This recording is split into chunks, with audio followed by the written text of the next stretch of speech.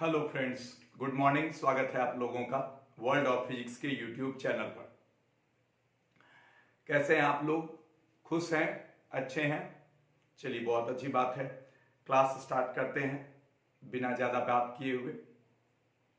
बच्चों, क्लास से पहले एक दो बातें मैं आपको बोलना चाहता हूं, और ये मैं ऑलमोस्ट रोज बोलता हूं कि 11th का समय बहुत ही कीमती और डेलिकेट समय है। डेलिकेट मतलब क्या होता है? जो कि आसानी से खराब हो जाए, ठीक है।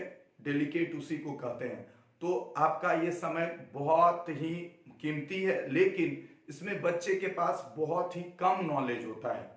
क्योंकि आप अगर गौर कीजिए तो 9th-10th में बहुत सारे बच्चे का कॉल आता है मेरे पास कि सर 9th-10th में मैंने बहुत ये कम साइंस पढ़ा है या जरा भी नहीं पढ़ा है, जिसके चलते कि मुझे बहुत दिक्कत होती है। ये बात मैं मानता भी हूं, लेकिन अब इसमें होता क्या है कि 11th में जब बच्चा आता है, शुरुआत में कुछ बच्चे खासकर उनको लगता है कि, आई होप आपको आवाज सुनाई दे रही होगी, ठीक है। उनको लगता है कि हम जल्दी से जल्दी बहुत कुछ जान जाए। इस चक्कर में, जल्दीबाजी के चक्कर में वो गड़बड़ा जाते हैं। तो कोशिश करना है कि हम लोगों को सब कुछ सीखना है, पर जो चीज सिखाया जाता है उसको भी साथ में याद रखते हुए सीखते जाना है। बात समझ रहे हैं? अगर हम बहुत कुछ लिखा दिए और आपको कुछ याद नहीं है तो वो किसी काम का नहीं रह जाएगा। बात समझ में आई? तो चलिए स्टार्ट करते हैं आज का क्लास। और जैसा कि मैंने यहां लिखा हुआ है, चैप्टर का नाम डायमेंशनल एनालिसिस है, और आज इसका 6th क्लास है। सिर्फ और सिर्फ 6ठा क्लास है। हम लोग बहुत दूर तक बढ़ चुके हैं, बहुत कुछ समझ चुके हैं, और बहुत कुछ इसमें समझना बाकी भी है। वो मैं आपको धीरे धीरे बताते जाऊंगा, ठीक है। तो डायमेंशनल एनालिसिस आज का जो हमारा मेन मोटो है वो बहुत ही इजी वाला चीज है कि या तो हम यूनिट्स से डायमेंशनल फॉर्मूला बना सकते हैं, और या तो डायमेंशनल फॉर्मूला से यूनिट बना सकते हैं किसी भी फिजिकल क्वांटिटी का। और डायमेंशनल एनालिसिस में हमेशा व्युत्पन्न को, डिराइव्ड को फंडामेंटल के रूप में बदलते हैं। सिंपल बोलना शुरू कीजिए। जब तक आप बोलिएगा नहीं तब तक आपको आएगा नहीं। स्पीकअप लोगों के सामने बात करना शुरू कीजिए कि डायमेंशनल एनालिसिस क्या है बताओ, डायमेंशनल फॉर्मूला क्या है बताओ, डायमेंशनल इक्वेशन क्या है बताओ, डायमेंशन क्या है बताओ। जब तक आप बात देखिएगा कि आप अपने जीवन में सबसे कम अगर किसी चीज पे बात किए हैं तो वो साइंस में, खासकर फिजिक्स पे, उस पर बात करना शुरू कीजिए मेरे दोस्त। मेरा कहीं से भी कोशिश ये नहीं है कि आपको बेवकूफ बनाया जाए या आपको गलत नॉलेज दिया जाए। हमेशा मेरा कोशिश रहता है कि आपको सही चीज सिखाया जाए। तो चलिए, और आपको याद होगा कि कल मैंने कुछ होमवर्क भी दिए थे, लेकिन आज जो हम बताएंगे आप ध्यान दीजिएगा तो आपको पता चलेगा कि असल में वो होमवर्क बहुत बच्चे ने जवाब दिया। अब सबका नाम लेने में बहुत समय गुजरेगा, तो समय बहुत ही इंपॉर्टेंट है, ठीक है। तो हम आगे बढ़ते हैं। ध्यान दीजिए और कुछ फिजिकल क्वांटिटी के बारे में बात करते हैं, ठीक है।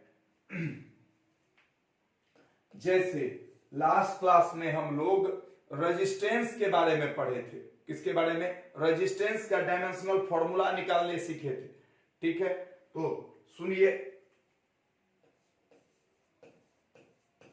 रेजिस्टेंस, इसका हिंदी होता है प्रतिरोध। नाम तो आप जरूर सुने होंगे, ध्यान से सुनिए। अगर ये कोई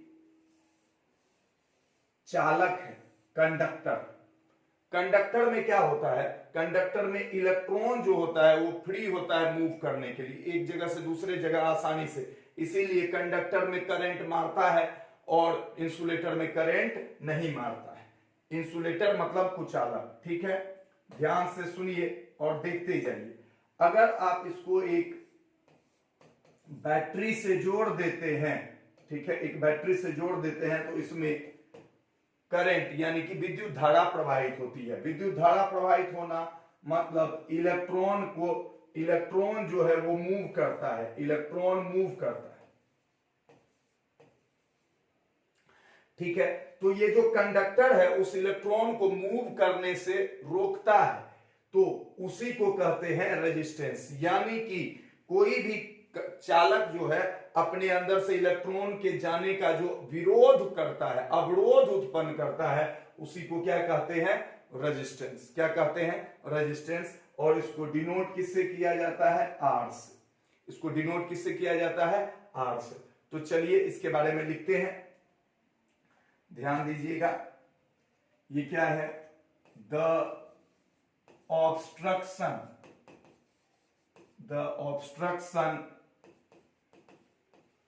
ऑफर्ड। बहुत बच्चा इसका भी गलत डेफिनेशन जानता है, ठीक है, तो सुन लीजिए। The obstruction offered bye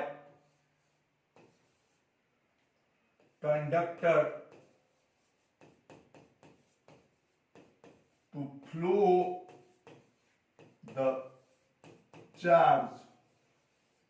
the charge is called, charge के बारे में कल बता चुके हैं, is called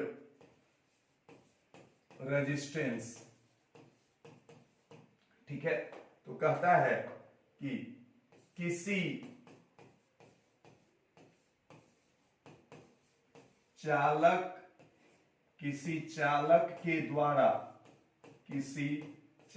के द्वारा आवेश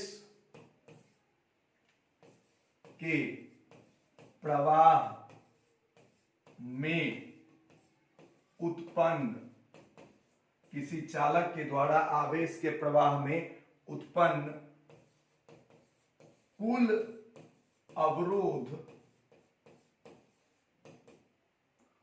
अवरोध है, ठीक है, उस चालक का क्या कहलाता है? प्रतिरोध कहलाता है। ठीक है, तो the obstruction offered by any conductor to flow the charge is called resistance. ठीक, इतना हो गया। इसको किस चीज से डिनोट करते हैं? आर से। It is denoted by R. इसे कैपिटल आर से सूचित किया जाता है। ठीक है, अब इसका फॉर्मूला क्या होगा? तो अब ध्यान से देखिए इसका फॉर्मूला। फ्रॉम ओम्स लॉ, ओम के नियम से। ओम साहब ने एक नियम दिया था और ओम साहब के हिसाब से जितना ज्यादा पोटेंशियल डिफरेंस होगा, विभवांतर भी, उतना ज्यादा करंट पास करेगा। यानी कि बैटरी का वोल्टेज जितना ज्यादा रहेगा, करंट उतना ज्यादा पास करेगा। ये बात तो आप समझ भी रहे होंगे कि वोल्टेज बढ़ने से आपको देखते होंगे कि रोशनी बढ़ जाती है, इसका मतलब क्या है? करंट बढ़ गया है। तो क्या होगा? V equal to I R. तो R इक्वल टू क्या हो गया? V by I. R equal to क्या हो गया? V by I. ठीक है, तो अब अगर आप V का डायमेंशनल फॉर्मूला लिख दीजिए और I का लिख दीजिए, तो जानते हैं इसको हम लिख सकते हैं वोल्ट पर एम्पियर। क्या लिख सकते हैं? वोल्ट पर एम्पियर। और जानते हैं इसी को ओम बाबा के सम्मान में ओम बोला जाता है। तो अगर आपसे कोई पूछेगा कि प्रतिरोध का एसआई मात्रक क्या है, तो आप वोल्ट प्रति एम्पियर भी बोल सकते हैं और ओम भी बोल सकते हैं। वोल्ट प्रति एम्पियर भी बोल सकते हैं और ओम भी बोल सकते हैं। क्लियर? चलिए, इतना बात हो गया। जल्दी से इसको लिख लीजिए।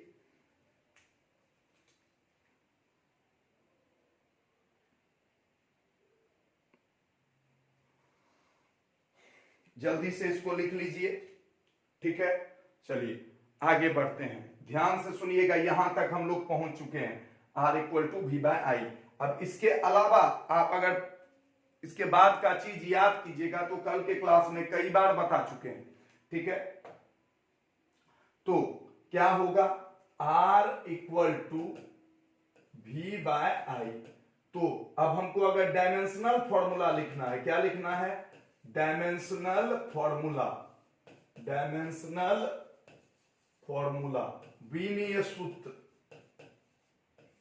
देखिएगा कल वाला जो दिए हैं ना होमवर्क, बहुत बच्चा तो बना दिया है, फिर भी वो भी इसमें अभी आएगा, गौर से देखते जाइएगा, मजा आने वाला है। डायमेंशनल फॉर्मूला क्या, विमीय सूत्र, ठीक है। तो विमीय सूत्र क्या हुआ, तो V, पहले हमको V का चाहिए, तो V बराबर हम लास्ट क्लास में पढ़े थे W बटे Q, W का पढ़े थे ml2 t-2, Q का पढ़े थे IT, तो V का हो गया था ml2 t-3, एक ऊपर गया तो -3 और I-1, और ये हम यहां पुट कर देंगे, तो R बराबर हो जाएगा ml2 t-3 I-1, अब बटे IT, बटे I, V बाय I, तो V का पुट किया, I ऊपर गया तो R बराबर हो गया ml2 t-3 I-2, I-2, ठीक है। यही हो गया आपका क्या, इसका डायमेंशनल फॉर्मूला, इतना, ये हो गया पार्ट डायमेंशनल फॉर्मूला, ये पार्ट क्या हो गया, डायमेंशनल फॉर्मूला, ठीक है। चलिए आगे बढ़ते हैं, आगे बढ़ते हैं, एकदम ध्यान से सुनते जाइएगा। अब अगर इसी को यूनिट में तब्दील करें, देखिए ध्यान से, हम क्या सिखाए थे, डायमेंशनल फॉर्मूला से यूनिट और यूनिट से डायमेंशनल फॉर्मूला। इससे अगर यूनिट बनाना चाहें तो गौर से देखिए, मास के लिए क्या होगा, m, मास के लिए, इसके लिए हम लिखते हैं kg, लंबाई, लेंथ का यूनिट क्या है, मीटर स्क्वायर, और टाइम का यूनिट क्या है, सेकेंड, तो सेकेंड पे पावर -3, और I, करंट का क्या है, एंपियर, तो एंपियर पर पावर -2, तो R का यूनिट ये भी हो सकता है, और यही चीज मिला जुला के क्या है पता है, ओम। तो ये सब नॉलेज अगर आप चाहिएगा कि एक दिन में 100% सब कुछ हो जाए, इसमें बहुत सारी चीजें बताना है, बहुत, तो पूरा एक चैप्टर ही है जिसका नाम है करेंट इलेक्ट्रिसिटी, जिसका नाम क्या है, करेंट इलेक्ट्रिसिटी।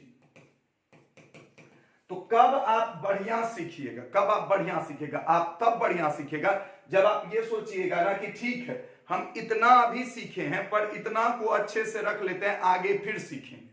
बात समझ में आई, क्योंकि फिर तो करेंट इलेक्ट्रिसिटी पूरा चैप्टर ही 12th का है, तब तो फिर 12th का इंतजार कीजिए, या अभी ही 12th शुरू कर दीजिए, दोनों में आपको अंतर समझना होगा। तो ये देख रहे हैं, तो हम क्या किए, देखिए यूनिट डायमेंशन से किस चीज में चले गए, यूनिट में, तो अगर आपको डायमेंशनल फॉर्मूला पता है तो आपको यूनिट भी पता चल सकता है इस रूप में, और इसी को हम क्या बोलने लग गए, ओम। जल्दी से लिख लीजिए इसको,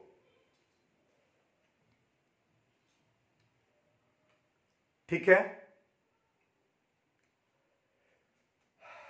आगे बढ़ते हैं, एकदम ध्यान से सुनते जाइएगा, बड़ा मजेदार सब चीज आने वाला है।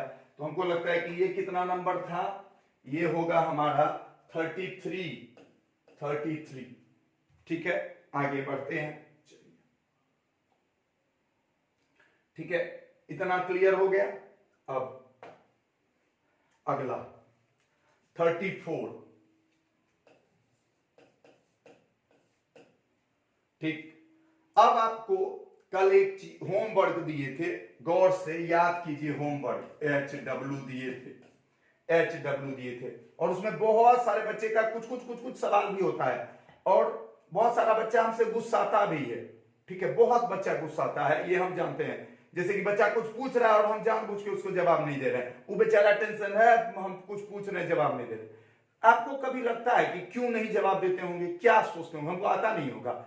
हम चाहते हैं कि वो चीज सोचे जो हम उसको सोचवाना चाह रहे हैं। उसको हर चीज का जवाब दे देंगे तो गड़बड़ हो जाएगा। आपको अभी हम दिखाते हैं, जैसे कि HW, तो याद कीजिए हम दिए थे E बराबर F/Q। अब एक बच्चा सवाल पूछने लगा E क्या है, ठीक है, बच्चा सवाल पूछ रहा है सर E क्या है।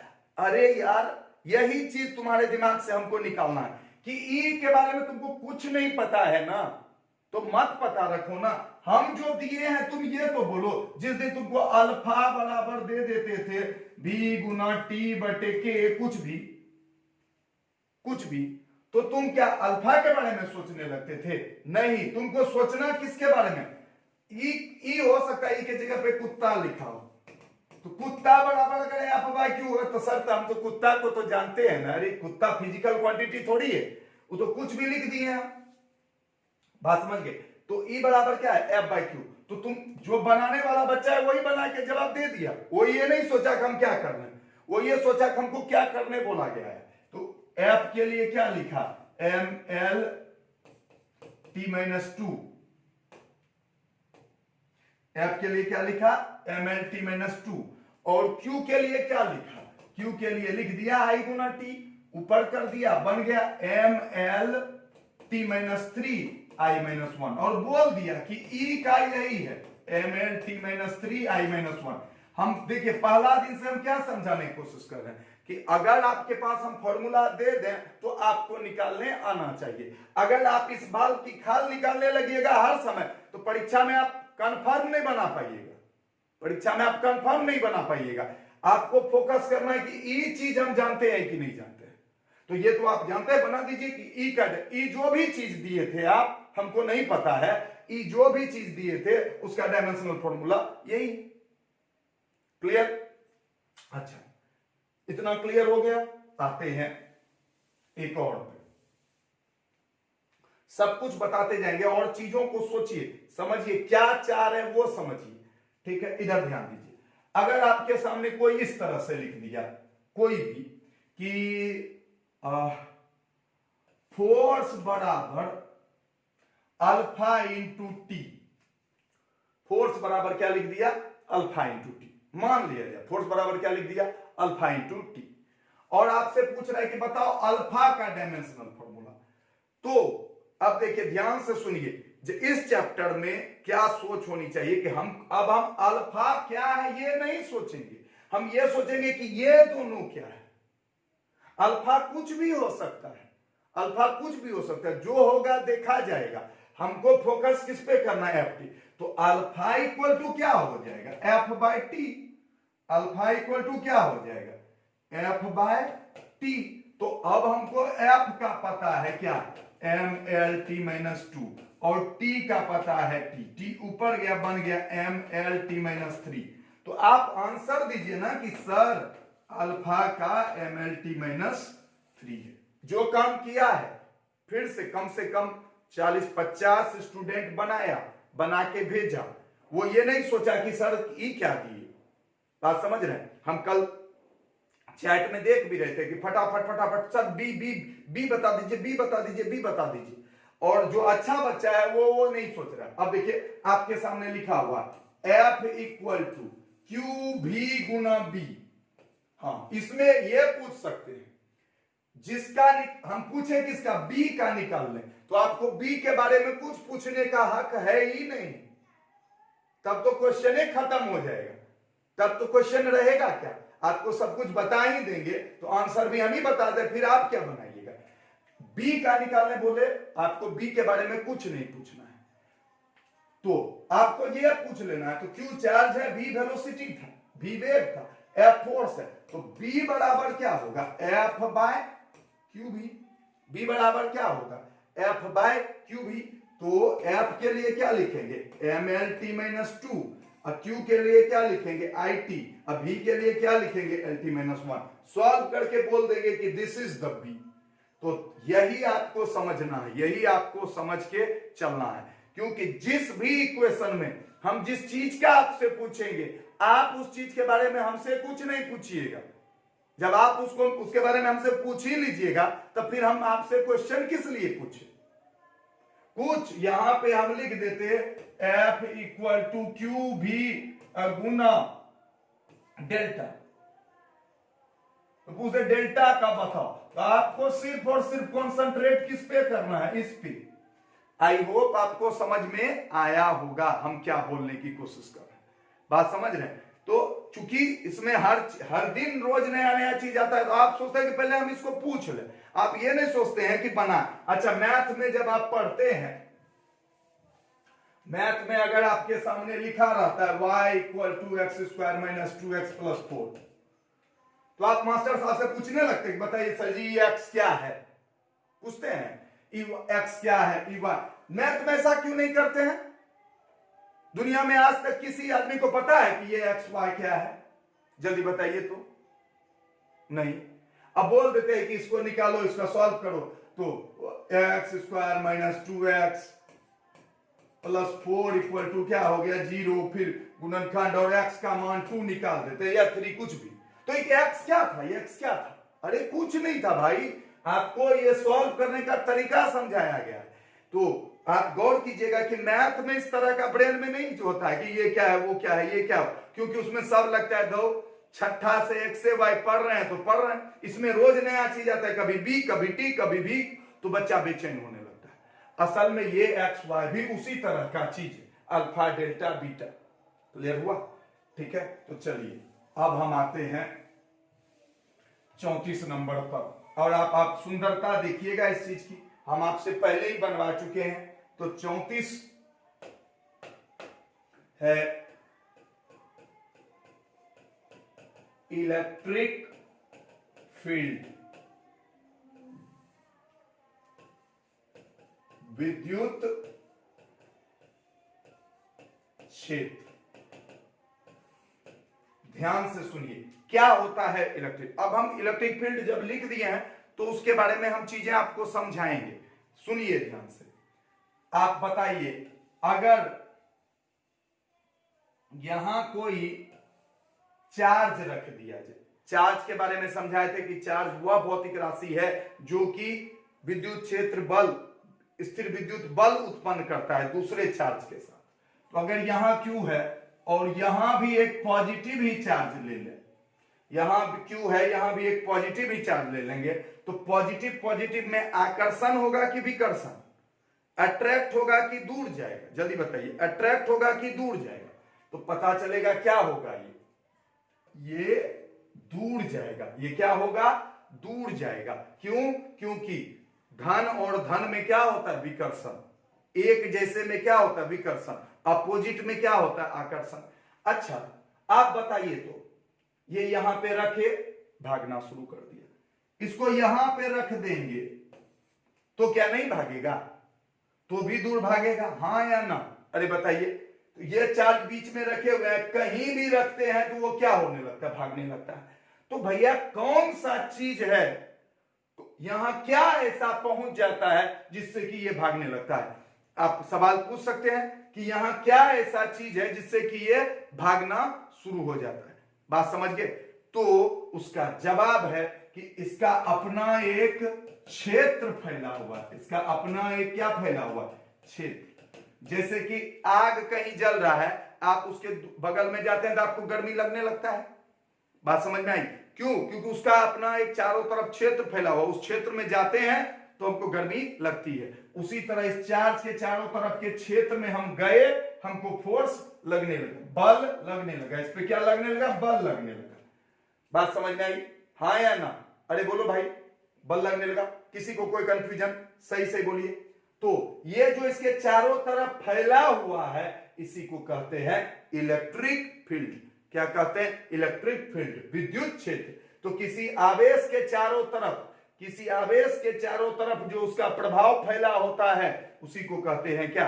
विद्युत क्षेत्र। क्या कहते हैं? विद्युत क्षेत्र। अब इसका मान कैसे निकालते हैं? देखिए, एक सेकेंड में आपको ना समझ में आ गया तो बोलिएगा।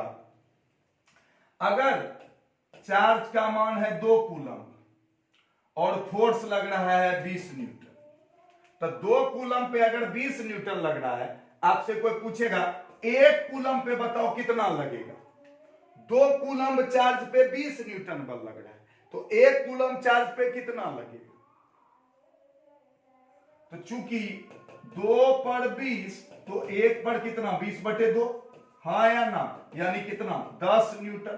तो इसको हम बोल सकते हैं 10 न्यूटन प्रति कूलम्ब, यानी कि 1 कूलम्ब पे कितना बल लग रहा है 10 न्यूटन, 2 कूलम्ब पे 20, 3 कूलम्ब ले आते तो कितना लगता 30। इतना बात सबको समझ में आ गया। तो यही जो निकाले ना 1 कूलम्ब पर लगने वाला बल, वही है, देखिए ये क्या था हमारा F और ये हमारा क्या था Q। तो देखिए तो 20 क्या है, F बराबर क्या है 20 और Q बराबर कितना है 2, तो 20/2 किए, इसी को हम बोले थे क्या, तो कल आपको जो क्वेश्चन दिए थे वो यही दिए थे, E बराबर क्या F/Q, E बराबर क्या दिए थे F/Q। तो वो क्या निकालते हैं, इकाई आवेश पर लगने वाला बल, इकाई धन आवेश पर लगने वाला बल को ही कहते हैं विद्युत क्षेत्र तीव्रता, यानी इसकी ताकत। बात समझ गए। तो इस चार्ज के चारों तरफ जो फैला हुआ है वो है विद्युत क्षेत्र, और जो वहां लग रहा है वो है विद्युत क्षेत्र की तीव्रता, ताकत। तो चलिए, ये सब चीज 12th का है, ये सब चीज किसका है 12th का। हम इसको डायरेक्ट खाली फॉर्मूला पुटअवल भी कर सकते हैं। अब उसमें कुछ बच्चे को दिक्कत होगा तो थोड़ा थोड़ा समझाते भी जाते हैं कि कम से कम उसको चीज समझ में आ जाए कि वो कर क्या रहा है। तो ध्यान से सुनिए, अब हम लिखते हैं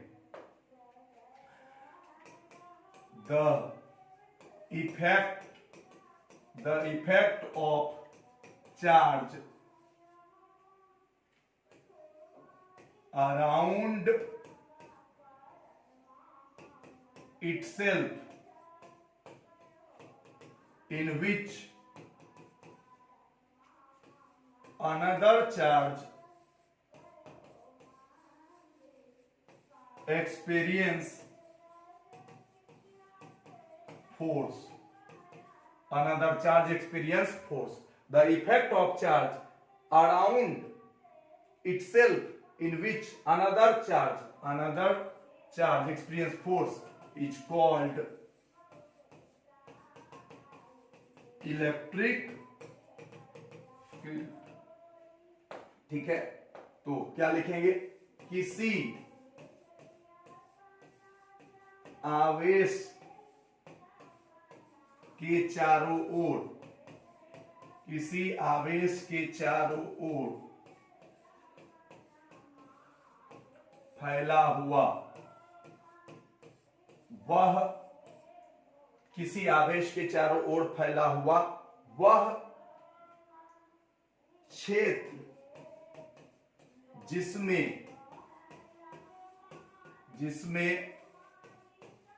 दूसरा आवेश क्या करता है, बल का अनुभव करता है, बल का अनुभव करता है,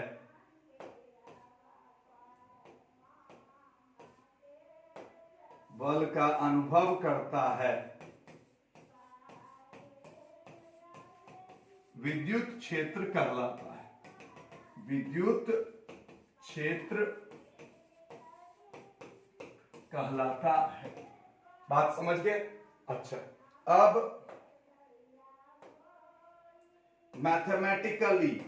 मैथमेटिकली इसको कैसे डिफाइन किया गया, मैथमेटिकली कैसे डिफाइन किया गया है, force per unit charge, force per unit positive charge, force per unit positive charge is called electric field intensity. Electric, देखिए अगर आप इतना नहीं भी याद रख पाते हैं और आप खाली ये याद रखते हैं कि E बराबर है बाई क्यू, अभी के लिए आपका उससे भी काम चल जाएगा। बात समझ में आ रही है। तो लेकिन चूंकि आपके मन में चलने लगेगा कि जा ये कहां से आ गया, ये कहां से, मतलब होता क्या है हम बताते हैं। स्टूडेंट के साथ क्या एक प्रॉब्लम होता है कि वो कभी भी जब उसके ब्रेन पे कुछ असर पड़ता है ना, प्रेशर पड़ता है, तो वो सोचता है कि कुछ हमको ऐसा तरीका मिल जाए जिससे कि वो प्रेशर मेरा घट जाए। और जो तेज स्टूडेंट होता है, जिसके आगे चल के आईएएस बनना है, डॉक्टर बनना है, इंजीनियर बनना है, वो क्या करता है, उस प्रेशर को सहता है कि नहीं, मेरे ब्रेन पे जो प्रेशर पड़ा है इससे मेरा ब्रेन तेज होगा। तो दैट इज द डिफरेंस, ये डिफरेंस है। तो आप गौर कीजिएगा कि जितना भी कमजोर स्टूडेंट का ग्रुप होगा ना, वो उस पढ़ाई पे ज्यादा भागेगा जिसमें कि लिखा दो लिखा दो लिखा दो, उसको संतुष्टि मिलता है कि हम जब चाहेंगे ना याद कर लेंगे, ठीक है। और अगर उसको नहीं लिखा तो उसको लगेगा जा हम याद क्या करेंगे फिर बाद में चल के। बात समझ में आई? इस तरह का कुछ कुछ चीज होता है, मानसिक ये वाला बात है। हम बार बार बोल रहे हैं, अभी शुरुआत है, धीरे धीरे धीरे धीरे 12th में आप देखते होंगे कितने सारे बच्चे पढ़ रहे हैं, वो सब भी 11th में थे, वो सब के भी ब्रेन में ये सब चला था। धीरे धीरे उसको संभालते संभालते वहां तक पहुंचाया जाता है और फिर अच्छा अच्छा चीज भी उसे समझाया जाता है।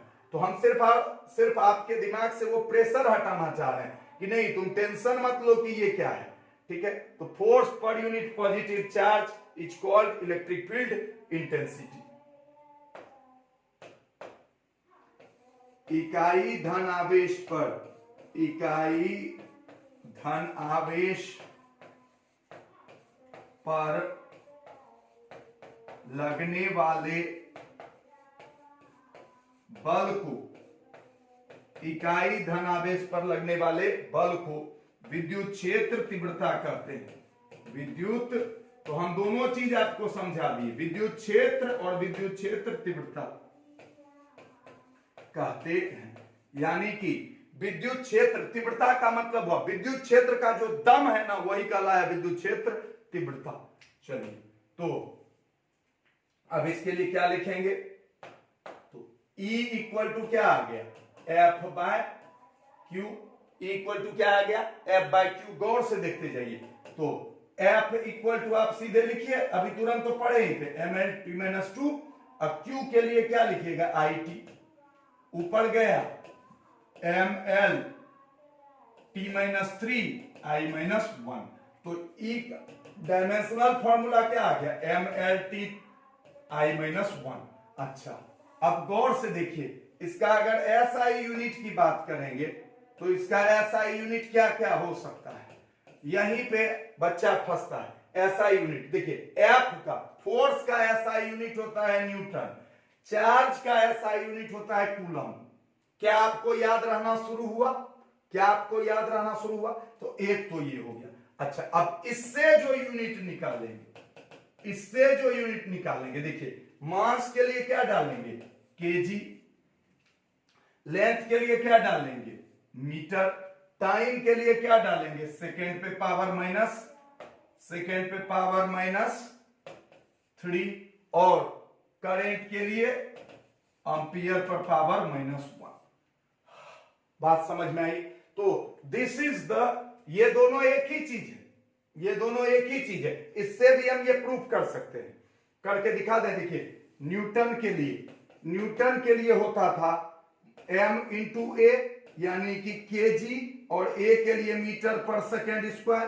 पुट करेंगे केजी मीटर पर सेकेंड स्क्वायर, और कूलम्ब, तो क्यू बराबर होता था आई गुना टी, आई के लिए एम्पियर और टी के लिए सेकेंड। तो पुट करेंगे यहां पे, ये देखिए, एक सेकेंड, तो एन के लिए तो इतना आ गया। अब बटे इसके लिए क्या लिख देंगे, एम्पियर सेकेंड।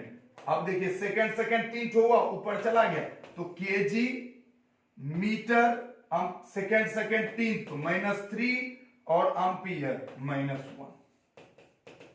बात समझ में आए? ये सब चीज पे फोकस कीजिए, बात समझ गए? ये सब चीज पे फोकस कीजिए, कैसे कैसे चेंज कर रहे हैं। यही चीज डायमेंशनल एनालिसिस इसलिए नहीं बताया गया है। हम लोग क्या करते हैं, हम लोग या अदर कोई भी लोग, जो भी लोग हैं, तो वो लोग क्या करते हैं कि डायमेंशनल एनालिसिस का मेन बात जो है उस पे कम फोकस, लेकिन अदर बातों पर ज्यादा फोकस। तो ये सब चीज इसका मेन बात है कि आपको यूनिट से डायमेंशन निकालने, डायमेंशन से यूनिट निकालने, ये सब चीज आप सीख लो, और जैसे जैसे नया नया क्वांटिटी आते जाएगा आप लिखते जाना। तो चलिए जल्दी से इसको लिख लीजिए जल्दी। पीछे वाला दिखा दें पेज, एक बार ले लीजिए, इसको भी लिख लीजिए।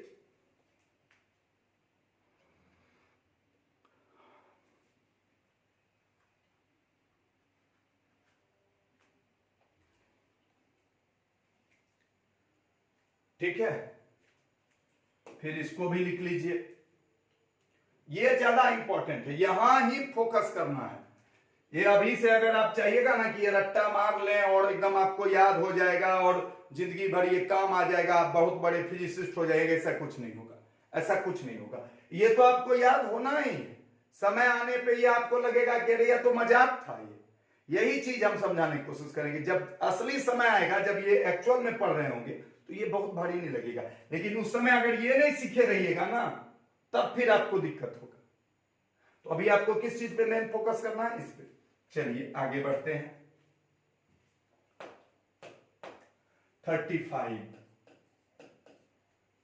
और आप क्लास भी जरूर काउंट करें। आप क्लास काउंट करें कि कितने क्लासेस में हम ये बता रहे हैं। आपको अभी ये सब चीज समझ में नहीं आता है ना। देखिएगा क्या होगा कि 6 महीना बाद आप खुद ही बोलिएगा, जा यहां सिलेबस खत्म नहीं हुआ, वहां सिलेबस खत्म नहीं हुआ, और अभी आप कुछ नहीं सोच रहे हैं, अभी आप कुछ नहीं सोच रहे हैं। तो ये आपको क्लास भी गिनना चाहिए कि फल ये आदमी इतना बात कितने क्लास में बताता है। बात समझ रहे हैं? एक अब आप सोचिए, आपके पास 6 मंथ का टाइम है, 1 सेकेंड में बता रहे हैं, आपके पास 6 मंथ का टाइम है। ठीक है, 6 मंथ में कितना क्लास हुआ? 180 क्लास हुआ। अगर आप ठीक है, एक भी संडे वनडे सब दिन क्लास लेंगे, तब भी कितना क्लास लेंगे? 180। और चैप्टर है कितना? चैप्टर है 30 ठो, लगभग 25 से 30 चैप्टर है। तो हर दिन क्या ठो चैप्टर, क्या ठो दिन हुआ? 6 दिन में एक चैप्टर खत्म होना चाहिए, हाँ या ना? लेकिन ऐसा चैप्टर है जो कि 1 मंथ लगेगा। आप सोचिए कैसे आपका सिलेबस ऐसे में कंप्लीट होगा। तो अभी आपका दिमाग ही नहीं खुल रहा है, अभी आपका दिमाग नहीं खुल रहा है। तो आप गौर कीजिए, हम डायमेंशनल एनालिसिस में 6ठा क्लास में हैं अभी, और आप देखिएगा, और उससे पहले भी आप देखिएगा हम कितना चीज पढ़ाए हैं, कितना चीज पढ़ाए हैं, वो सब भी देखते जाइए। और आप तभी आपको एहसास होगा कि क्या सही है और क्या गलत है। नहीं तो 11th गुजर जाने के बाद, समय गुजर जाने के बाद आप कितना भी पत्थर पे सर पटक लें, ना समय वापस आएगा, ना आपकी जिंदगी वापस आएगी। बहुत ही समझ बूझ के साथ पढ़ना पड़ता है। और यही सब चीज देखिएगा, बड़े जो जगह जाएगा, कोटा या ये सब, वहां सब क्या होता है ना, वहां बच्चा विश्वास करता है कि कोटा में गया एडमिशन लेना है, नहीं भाई हमको यहां पढ़ना है। तो अगर आप विश्वास करते हैं तो वो टीचर उसी तरह से पढ़ाता है। इसीलिए हम बोले भी हैं कि ऐप पर जो हम पढ़ाएंगे, ऐप पर जो बहुत जल्दी आ रहे हैं, उस पर जितने भी बच्चे एडमिशन ले चुके हैं उन सबको जोड़ दिया जाएगा, और उन लोगों को जो चीजें पढ़ाई जाएगी वो इस तरह से पढ़ाई जाएगी कि नहीं भाई तुम अब हम पे भरोसा कर लियो, अब तुम्हारी जिंदगी बनाना हमारा काम है। और इस पे जो हम पढ़ा रहे हैं अभी, वो इस आपको भरोसा बनाने के लिए पढ़ा रहे हैं। बात समझ रहे हैं? तो दोनों में बहुत बड़ा डिफरेंस होगा, दोनों में बहुत बड़ा डिफरेंस होगा। तो ये एक जिंदगी का वो है, हर साल ये होता है। हर साल बच्चे 10th पास करते हैं, हर साल बच्चे 11th 12th पास करते हैं। कुछ बच्चे अच्छा करते हैं, कुछ बच्चे नहीं अच्छा करते। ये एक जिंदगी का सत्य है जो चलता रहता है। जो समय रहते सजग हो जाता है, सचेत हो जाता है, उसका जिंदगी बदल जाता है। 35 नंबर देखिए, गौर से देखिए। एक और दिए थे आपको, क्या? फाई इक्वल टू ई गुना ए, याद है? ठीक है, फिर पूछ सोच ले फाई क्या? अरे फाई से मतलब नहीं है तुमको, ई और ए से मतलब है। तो ई का तो तुम निकाल दिया था कितना, F/Q से, और उसमें ए वाला गुना कर दो, कहानी खत्म। तो इसको कहते क्या है? तो चलिए इसको क्या कहते हैं वो दिखाते हैं। देखिए यही सोच है कि आप सोचिए, जो सब आपको ऑलरेडी बनवा चुके हैं, तो इसको कहते हैं electric flux. Electric flux,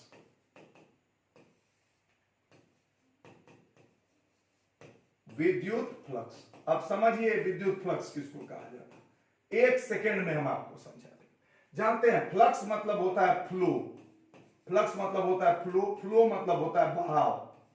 1 minute में समझ में आए। फ्लक्स का मतलब होता है फ्लो इंग्लिश, और उसका दूसरा मीनिंग है हिंदी में क्या, बहाव। यानी कि अभी तुरंत हम किसके बारे में पढ़े, विद्युत क्षेत्र के बारे में। तो सोचिए जैसे कि ये कोई चार्ज है, तो इसके चारों तरफ विद्युत क्षेत्र होगा। इसको तीर से हम क्या डिनोट करते हैं, विद्युत क्षेत्र। अभी तुरंत सिखा दिए हैं, हाँ या ना। अब यहां पे कोई एक एरिया है ए, तो इससे जितना विद्युत क्षेत्र प्राप्त पास किया, इस सतह से तो पास करेगा। यहां विद्युत, यहां एगो जाली लगा दीजिए, तो उससे तो पास करेगा कि नहीं करेगा, हाँ या ना। पानी बह रहा है, पानी बह रहा है, यहां एगो जाली लगा दीजिए, तो पानी पास करेगा कि नहीं, उसको कहेंगे वाटर फ्लक्स। सोचिए, जाली से जो पानी पास किया उसको क्या बोलेंगे, वाटर फ्लक्स। उसी तरह इस वाले जाली से जो इलेक्ट्रिक फील्ड पास किया उसको कहेंगे इलेक्ट्रिक फ्लक्स। क्या बोलेंगे, इलेक्ट्रिक फ्लक्स। ठीक है, तो बस इतना ही बात है। तो जितना बड़ा क्षेत्रफल होगा उतना ज्यादा, जाली बड़ा होगा तो पानी ज्यादा पास करेगा, जाली छोटा होगा तो पानी कम पास करेगा। तो अब अगर आपसे कोई पूछेगा कि इलेक्ट्रिक फ्लक्स क्या है, तो आप बोलिएगा कि किसी भी सतह से जो विद्युत क्षेत्र पास करता है उसी को कहते हैं हम इलेक्ट्रिक फ्लक्स। तो total electric field passes through any surface is called, total electric field passes through any surface is called electric flux।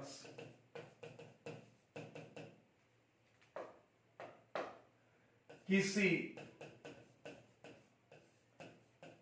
सतह से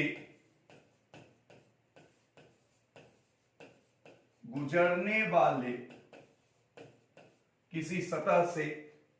वाले कुल विद्युत क्षेत्र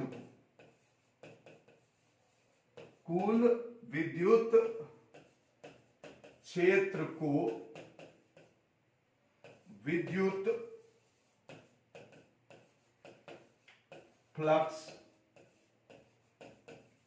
कहते हैं। और इसका फॉर्मूला क्या होता है, अब देखिए, तो जितना बड़ा एरिया उतना ज्यादा फ्लक्स, तो फ्लक्स इक्वल टू होता है E डॉट ए।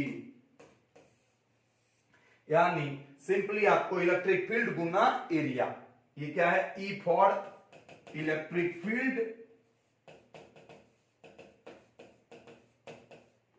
और A फॉर एरिया, तो आप देखिए इसका डायमेंशनल फॉर्मूला अगर लिखेंगे 1 सेकंड में तो आपको पता चल चुका है। डायमेंशनल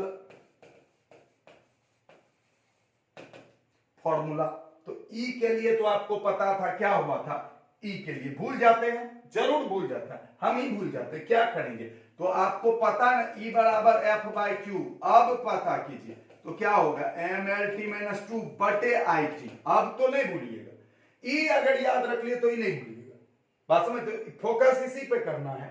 तो mLT-2 T ऊपर गया, mLT-3 I गया, तो इसका बन गया mLT-3 I-1 इतना होगा, और साथ में A का L स्क्वायर, तो बन गया क्या, mL स्क्वायर mL क्यूब। देखिए mL क्यूब T-3 I-1, तो this is the dimensional formula. यही आपको बोले थे और यही बहुत सारा बच्चा बना के हमको दिखाया भी। बात समझ में आ रही है, पढ़ाने का तरीका, ये चीज लिखाए 10 मिनट लगा, 5 मिनट लगा, लेकिन आपको जो हम समझाए, हम आपको फॉर्मूला दे दिए, तुम इस पे प्रैक्टिस करो, तुमको अपने आप धीरे धीरे समझ में आने लगेगा कि असली काम मेरा ये करना है। ठीक है, इतना हो गया। अब इसका यूनिट अगर देखेंगे, यूनिट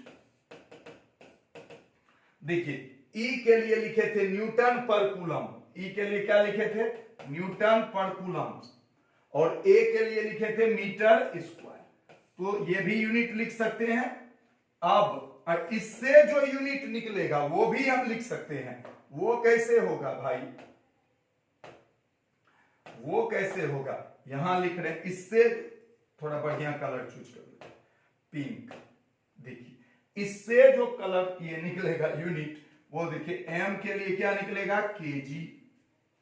एल के लिए क्या निकलेगा, मीटर क्यूब।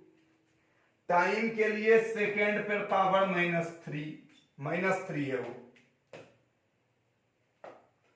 -3, और एम्पियर पे पावर -1।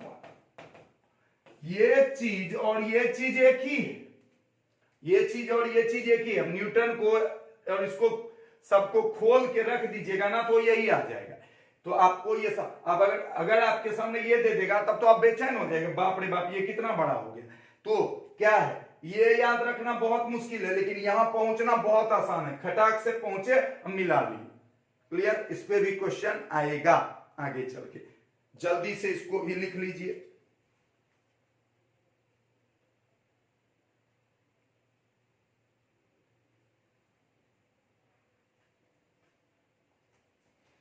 ठीक है, अब 36 क्या क्या कर रहे हैं, लिखाते भी जा रहे हैं, लिखाते भी जा रहे हैं, साथ में चीजों को समझाने की भी कोशिश कर रहे हैं।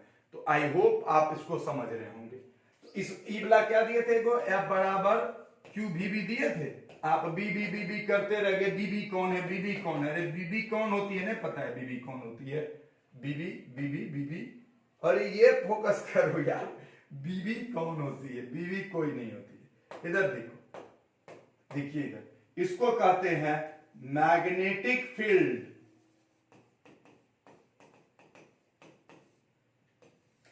मेरे यहां जो लड़का धीरज धरता है ना, धैर्य, उसको बहुत फायदा होता है। एक छोटा सा वाक्य 1 मिनट में। पिछले साल 11th में एक बच्चा, अच्छा स्टूडेंट था, वो बहुत हल्का सवाल हमसे पूछने आया, हम उसको डांट दिए। ये सोच के डांटे क्योंकि आप कई बच्चे देखते होंगे, बहुत बच्चे से आप पूछ भी लीजिए, आपस में क्लास में होते तो आप पूछ भी लेते क्या, कि बहुत बच्चे के साथ क्या होता है कि वो पहले आंसर गलत भेजा, ठीक है, अब हम उसको बोले कि गलत है, तो वो हमसे पूछता है चलिए बताइए सर सही क्या है।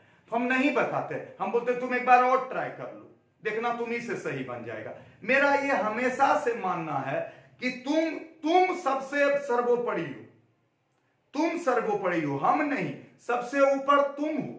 जितना काम तुम करोगे ना उतना फायदा तुमको होगा। हमारा जरूर काम है रास्ता दिखाना, लेकिन रास्ते पे चलना तुम्हारा काम है। हम ये पुराने जमाने वाला बिजनेस, ये बिजनेसमैन वाला नहीं है टीचर का बुद्धि। बिजनेसमैन टीचर क्या करता है, सब कुछ आपको कर करके देगा, ये कर दो, वो कर दो, ये कर दो, वो कर दो, सब कुछ कर करके दे देगा, तुम लो, तुम लिखते जाओ। वो बिजनेसमैन बुद्धि वाला होता है। हम लोग पुराने जमाने वाले बुद्धि वाले हैं। बोले अरे बहुत अपने आप को पुराने, जी हाँ। तो हम क्या चाहते, तो उस बच्चे को डांट दिए, वो बच्चा उसी दिन डिसाइड कर लिया अब हम इसके पास पढ़ने नहीं आएंगे। आज उस बच्चे को फिजिक्स के नाम पे कुछ नहीं आ रहा है।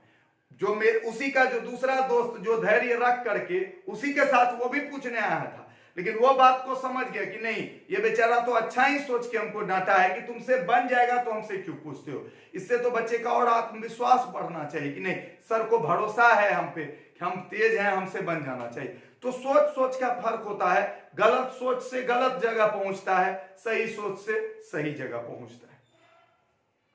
तो मैग्नेटिक फील्ड, अब देखिए ये भी बहुत आसान है।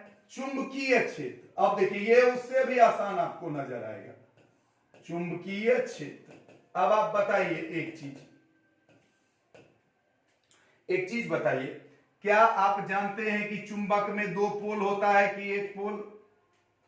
एक होता है नॉर्थ, एक होता है साउथ, हाँ या ना, जल्दी बताइए। ठीक है, अब दूसरा, अगर इधर भी नॉर्थ हो गया और साउथ हो गया तो नॉर्थ एक दूसरे को खींचेगा कि दूर भगाएगा? जल्दी बताओ, एक दूसरे को क्या करेगा, दूर। यहां एक तो दे दीजिए नॉर्थ, तो ई दोनों में क्या होगा, तो यहां होगा आकर्षण और यहां होगा विकर्षण। यह बात सबको समझ में आ रही है कि नहीं आ रही? यानी कि चुंबक चुंबक के बीच भी आकर्षण विकर्षण तो होता है। इसका मतलब क्या है? इसका मतलब है कि इससे भी कोई प्रभाव निकलता होगा। जिस तरह से चार्ज से कोई प्रभाव निकलता था, उसी तरह इससे भी कोई प्रभाव निकलता होगा। वही प्रभाव के चलते क्या होता होगा? आकर्षण या विकर्षण। तो उसी प्रभाव को क्या कहते हैं? चुंबकीय क्षेत्र। तो चुंबक के चारों तरफ का वह प्रभाव क्षेत्र जिससे कि दूसरा चुंबक आकर्षित या विकर्षित होता है, उसको कहते हैं चुंबकीय क्षेत्र। क्लियर? भारी नहीं था, हमको नहीं लगता है कि भारी लगा होगा। चलिए आगे बढ़ते हैं, ध्यान दीजिएगा। The effect around a magnet in which another magnet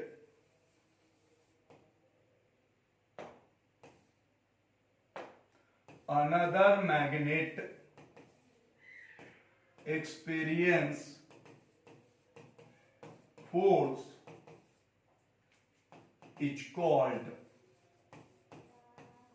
magnetic field। It's called magnetic field। यानी कि किसी चुंबक के चारों ओर फैला हुआ। आपको क्या लगता है दुनिया में अब जिंदगी में कहीं ये डेफिनेशन पूछेगा क्या? कभी नहीं। सोच पूछेगा, समझ पूछेगा। तो किसी चुंबक के चारों ओर फैला हुआ वह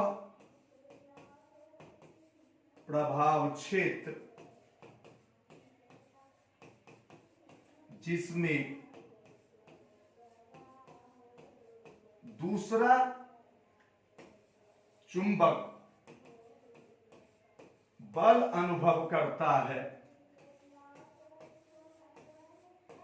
बल अनुभव करता है, चुंबकीय क्षेत्र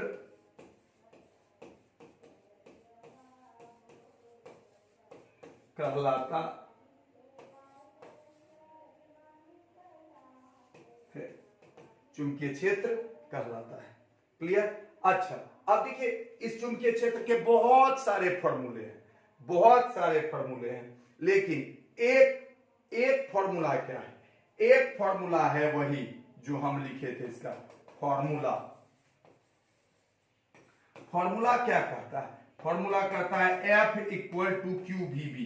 कहने का मतलब, इसका मतलब समझिए, इसका मतलब क्या कहता है कि अगर कोई चुंबकीय क्षेत्र है, ठीक है, इसमें कोई चार्ज को भी वेलोसिटी से अगर फेंकते हैं, Q मतलब चार्ज, V मतलब वेलोसिटी, B चुंबकीय क्षेत्र, तो Q चार्ज को भी वेलोसिटी से फेंकते हैं चुंबकीय क्षेत्र में, तो उस पर बल कितना लगता है? F। उस पर फोर्स जो लगता है वो लगता है F। तो F इक्वल टू क्या आ गया? Q V B.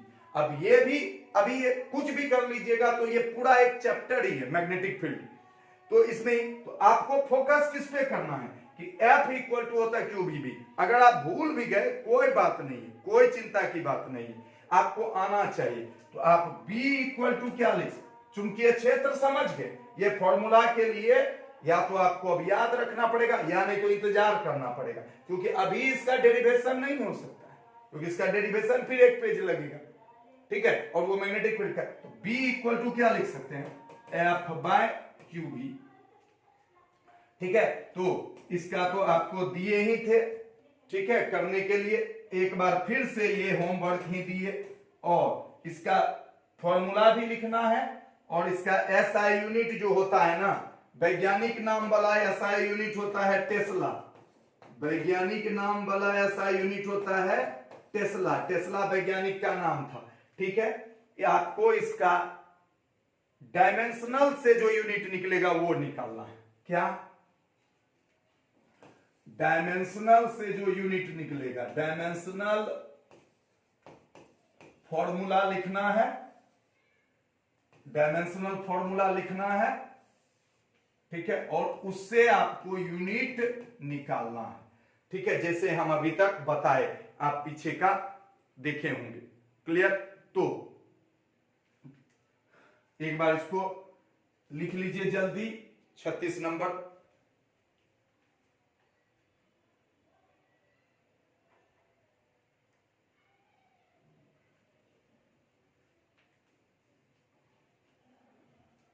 यहां पे कॉमा होना चाहिए। दूसरा, चुंबक बल अनुभव करता है।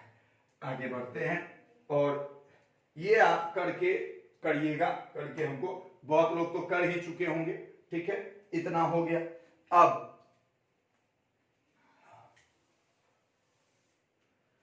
लास्ट बात, 2 मिनट, सिर्फ 2 मिनट। डायमेंशनल से यूनिट क्या, जैसे कि आपके सामने कुछ भी दिया हुआ हो, क्या, मोमेंटम, मोमेंटम, अगर आप इसका डायमेंशनल फॉर्मूला निकाल लिए, mlt-1, मोमेंटम का फॉर्मूला आपको याद रखना चाहिए, physical formula mass into velocity, mlt-1, तो फिर m के लिए केजी, l के लिए मीटर पर सेकंड, ये हो गया डायमेंशनल से यूनिट, डायमेंशनल से यूनिट। उसी तरह आप यूनिट से भी डायमेंशनल फॉर्मूला निकाल सकते हैं, यूनिट से डायमेंशनल फॉर्मूला, लेकिन आपको कुछ तो याद रहना चाहिए, और उस सब चीज बेकार हो जाएगा अगर आपको फॉर्मूला ही याद नहीं रहा। और आप सारा फॉर्मूला याद रख लीजिएगा तो आप समझ लीजिए कि आप भगवान हैं, भगवान हैं। याद नहीं होगा ये मेरा गारंटी है, ठीक है, लेकिन जो बेसिक चीज है उसको याद रखना शुरू कीजिएगा, ठीक है। तो यूनिट से डायमेंशनल फॉर्मूला, मान लिया जाए फोर्स का यूनिट, फोर्स का यूनिट तो ऐसे तो न्यूटन है, लेकिन अगर उसको एक्सप्लेन करके लिखेंगे कि केजी मीटर पर सेकेंड स्क्वायर, अब इससे अगर डायमेंशनल फॉर्मूला लिखना चाहेंगे, यही चीज सीखिए, तो केजी के लिए आप क्या लिखिएगा, m, मीटर के लिए आप क्या लिखिएगा, बस ये सोचिए, मीटर यानी लंबाई l, और सेकेंड के लिए आप क्या लिखिएगा, t, तो बस आ गया mlt-2, यानी कि आपको यूनिट से डायमेंशनल फॉर्मूला भी आना चाहिए और डायमेंशनल फॉर्मूला से यूनिट, ठीक है। तो अब हम आपको 2-3 ठो HW देंगे, 1 मिनट में हो जाएगा, हो गया छुट्टी, ठीक है।